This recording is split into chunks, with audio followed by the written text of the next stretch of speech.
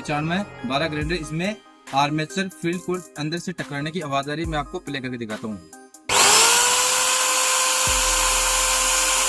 अंदर बिल्कुल टकराने, इसमें आपने सुना कि इसमें आर्मेचर टकरा रहा है, तो अब हम इसको पीछे से कैप को खोलने के बाद अब इसमें कार्बन निकाल लेंगे और अब हम इसे स्क्रू ड्राइवर की सहायता से आगे से इसको आर्मेचर को बॉडी हाउस से बाहर निकाल लेंगे। ये कुछ इस तरह। सबसे पहले आर्मेचर को चेक करेंगे कहीं टकरा नहीं रहा है, तो अब इसमें बिल्कुल सही दिखाई दे रहा है और इसमें फील्ड को देखेंगे तो इसमें भी सही दिखाई दे रहा है। तो अब हम इसमें नीचे की जो इसकी कैप है बेरिंग की, यानी कि इसमें चाल हो रखी है, तो हम इसमें पीवीसी यानी कि वाइंडिंग शीट का इसमें पेपर काट करके इसको इस तरीके से यानी कि सेट कर देंगे वापस से बॉडी हाउस में डाल करके। और अब हम इसमें चला के देखेंगे। देखो गाइस, साइलेंटली और स्मूथली चल रहा है।